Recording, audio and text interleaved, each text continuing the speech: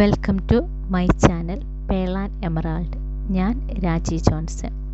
ഞാൻ എറണാകുളം ജില്ലയിലെ വരാപ്പുഴയിലുള്ള തിരുമുപ്പത്തെ normal medical സെൻ്ററിലാണ് ജോലി ചെയ്യുന്നത്. ഞങ്ങൾ ഹോസ്പിറ്റലിൽ നിന്ന് എല്ലാവരും കൂടെ ഒരു 1 ഡേ ട്രിപ്പ് പ്ലാൻ ചെയ്തിട്ടുണ്ടായിരുന്നു.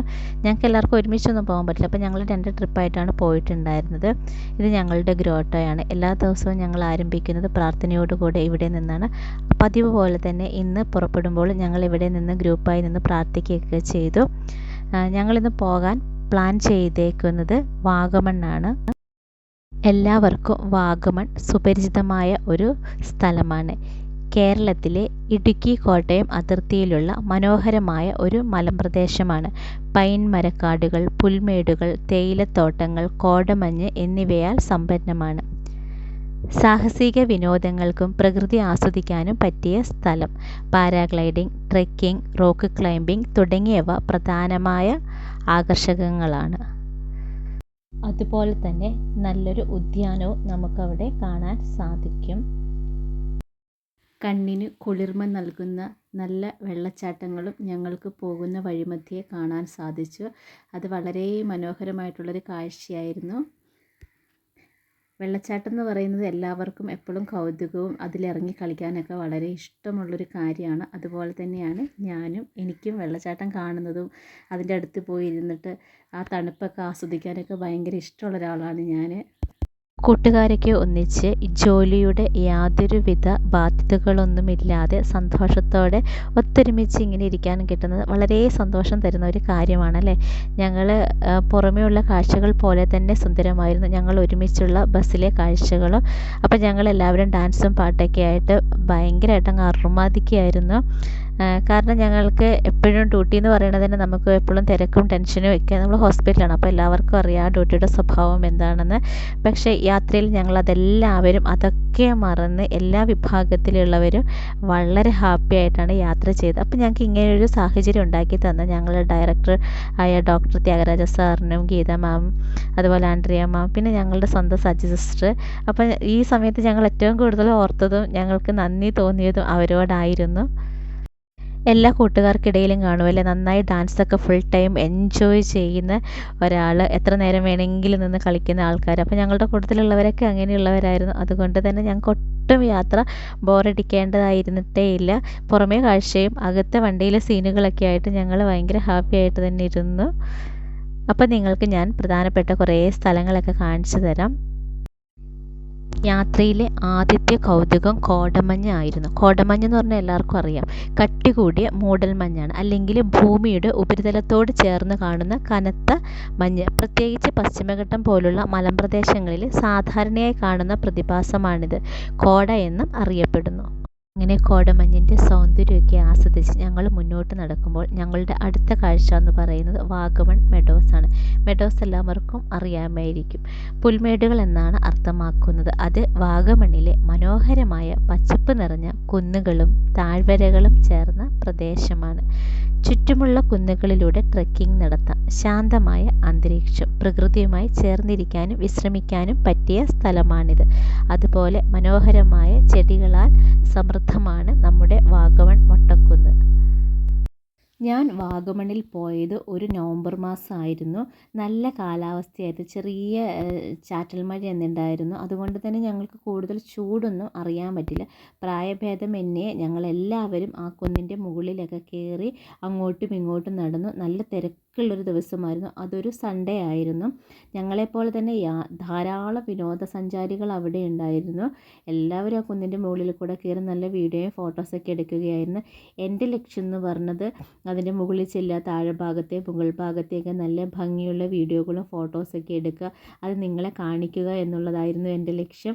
ഞാനിങ്ങനെ സെൽഫി സ്റ്റിക്കുമായി നടക്കുമ്പം എൻ്റെ കൂടെയുള്ളവരൊക്കെ പറഞ്ഞു, എന്തായാലും രാജസിസ്റ്റർ ഫോട്ടോ എടുക്കുന്നുണ്ടല്ലോ, അപ്പോൾ ഞങ്ങൾക്കും അത് കിട്ടും, ഞങ്ങൾക്കും അത് തരണേ എന്നൊക്കെ പറഞ്ഞു അവർ വളരെയധികം എൻജോയ് ചെയ്ത് നടക്കുകയായിരുന്നു. പക്ഷേ എൻ്റെ ശ്രദ്ധ മുഴുവൻ എങ്ങനെ നല്ല സ്റ്റിൽസ് എടുക്കാം, വീഡിയോസ് എടുക്കാം എന്നുള്ളതായിരുന്നു. ഞങ്ങളങ്ങനെ മൊട്ടക്കുന്നിൽ കയറി. അതിനുശേഷം ഞങ്ങൾ പുറത്തോട്ട് ഇറങ്ങി. അവിടെ നിന്ന് എല്ലാവരും നല്ല ഫോട്ടോസൊക്കെ എടുത്തിട്ടുണ്ട്, അത് വേറെ കാര്യം.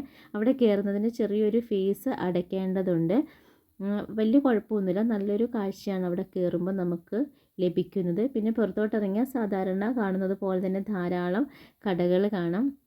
അവിടെയൊക്കെ ഈ ഇടുക്കി ജില്ലയിലേക്ക് ഉണ്ടാക്കുന്ന തേയിലകളും അതുപോലെ സ്വീറ്റ്സ് പിന്നെ ടോയ്സ് അങ്ങനെയുള്ള ചെറിയ ചെറിയ വിപണികളാണ് അതൊക്കെ. അവിടെ നല്ല തിരക്കുണ്ടായിരുന്നു.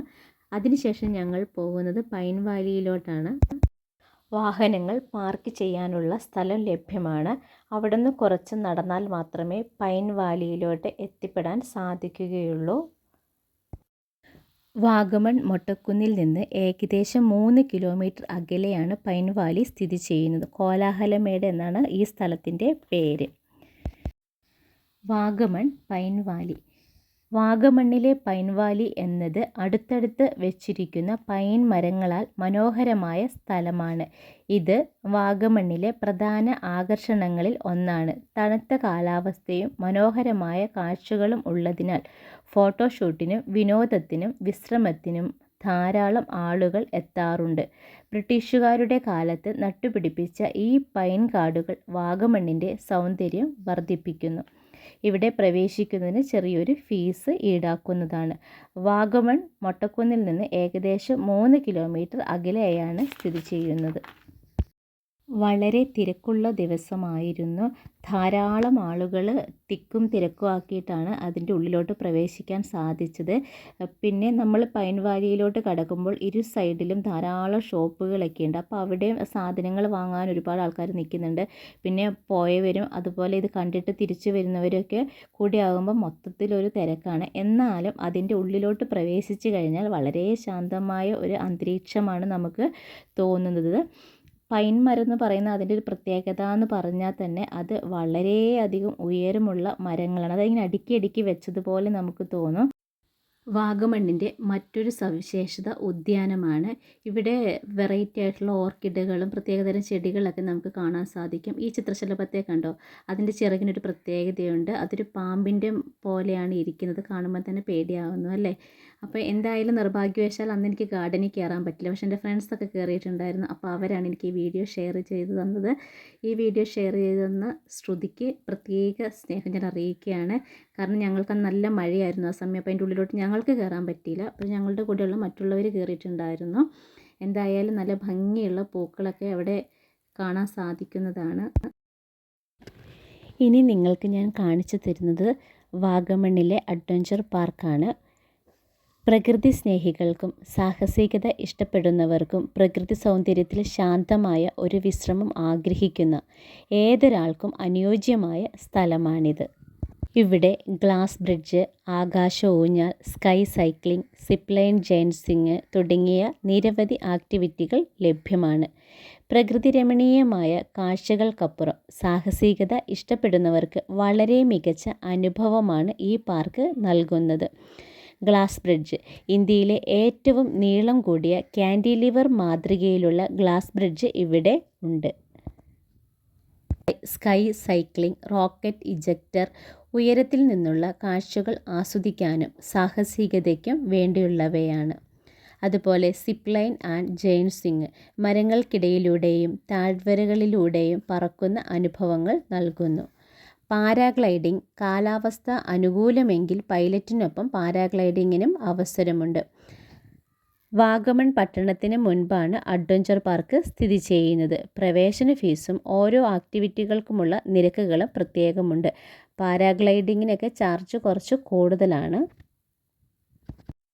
ഇടുക്കി ജില്ല എന്ന് പറയുമ്പം അതിൻ്റെ ഒരു ഹൈലൈറ്റ് തന്നെ എന്ന് പറയുന്നത് അതിൻ്റെ ഒരു സൗന്ദര്യമാണ് അല്ലേ? അപ്പോൾ ഇടുക്കി ജില്ലയിൽ പോകുമ്പോൾ ഹെയർ പിൻ വളവുകളും മനോഹരമായ റോഡുകളും അതിൻ്റെ ഇരുവശത്ത് പച്ചപ്പ് മൂടി നിൽക്കുന്ന ഈ തേയിലത്തോട്ടങ്ങളും അത് കണ്ടിരിക്കുന്നതും അതിൻ്റെ ഇടയിലൂടെ നടക്കുന്നതും ഒക്കെ കണ്ണിനും മനസ്സിനും കുളിർമയുണ്ടാക്കുന്ന ഒരു കാര്യം തന്നെയാണ്. അങ്ങനെ ഞങ്ങളുടെ അടുത്ത ഡെസ്റ്റിനേഷൻ എന്ന് പറയുന്നത് പരുന്തുംപാറയാണ്. അപ്പം ഈ തേയിലത്തോട്ടത്തിൻ്റെ സൗന്ദര്യവും ഭംഗിയൊക്കെ ആസ്വദിച്ചുകൊണ്ട് ഞങ്ങൾ പരുന്തുംപാറയിലെത്താൻ പോകുകയാണ്. വാഹനങ്ങളൊക്കെ പാർക്ക് ചെയ്യാനുള്ള സൗകര്യം ഇവിടെയുണ്ട്. അതുകൊണ്ട് ടെൻഷനൊന്നും അടിക്കേണ്ട ആവശ്യമില്ല. പരുന്തുംപാറയും വാഗമണ്ണും കേരളത്തിലെ ഇടുക്കി ജില്ലയിലുള്ള പ്രധാന വിനോദസഞ്ചാര കേന്ദ്രങ്ങളാണ്. വാഗമൺ കുന്നുകളുടെയും പൈൻ മരക്കാടുകളുടെയും സൗന്ദര്യത്തിൽ അറിയപ്പെടുന്ന സ്ഥലമാണെങ്കിൽ പരുന്തുംപാറ അതിൻ്റെ മനോഹരമായ കാഴ്ചകൾക്കും മകരജ്യോതി കാണാനുള്ള സൗകര്യത്തിനും പേരുകേട്ടതാണ്. ഈ യാത്രയിൽ നമ്മുടെ കൂടെ ഉണ്ടായിരുന്ന ഓരോരുത്തരുടെയും സ്വഭാവങ്ങളും സ്നേഹബന്ധങ്ങളൊക്കെ കൂടുതലായി അറിയാനും അനുഭവിക്കാനും പറ്റി.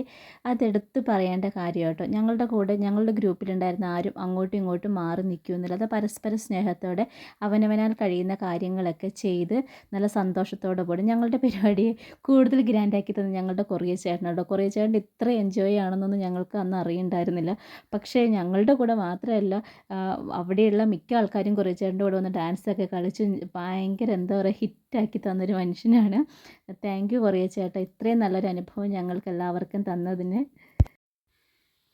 ഏതോ നാട്ടിൽ നിന്ന് വന്ന കുട്ടികളാട്ടോ. അവരവിടുന്ന് ഡാൻസ് ചെയ്യായിരുന്നു. അപ്പോൾ അവരിൽ നിന്ന് ആരോ ചേട്ടാ വാ എന്ന് പറഞ്ഞ് കുറേ ചേട്ടനെ വിളിച്ചു. കുറേ ചേട്ടനും പോയി അവരുടെ കൂടെ പോയി എൻജോയ് ചെയ്തു. ഞങ്ങളതൊക്കെ കണ്ട് ആസ്വദിച്ച് അവിടെ ഇരുന്നു.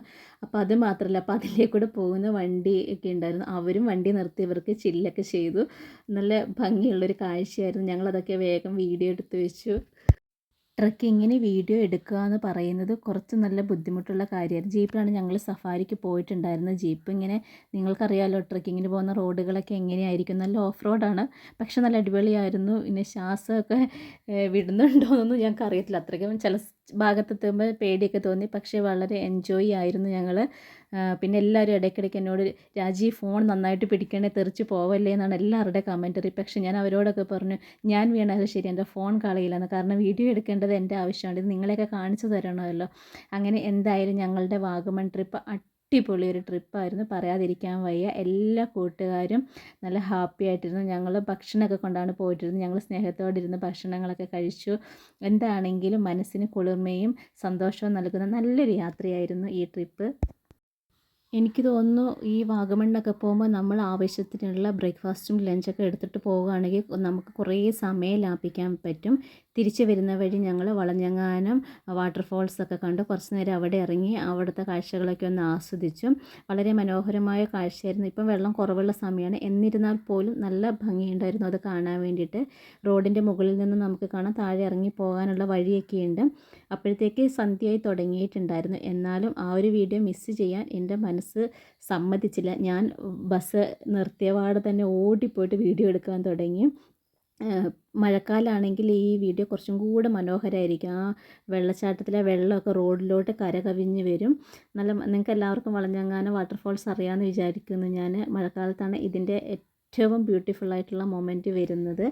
ഞങ്ങളങ്ങനെ എന്തായാലും ഞങ്ങളുടെ യാത്രയൊക്കെ ചിട്ടയായ രീതിയിലായിരുന്നുകൊണ്ട് തിരിച്ചൊരു 10-11 മണിക്കുള്ളിൽ ഞങ്ങൾ തിരിച്ച് വീട്ടിലെത്തി. ദൈവാനുഗ്രഹത്താൽ യാതൊരുവിധ ബുദ്ധിമുട്ടുകളൊന്നും വന്നില്ല. നല്ല കാലാവസ്ഥയായിരുന്നു, അത് പ്രധാനപ്പെട്ടൊരു കാര്യമാണ്.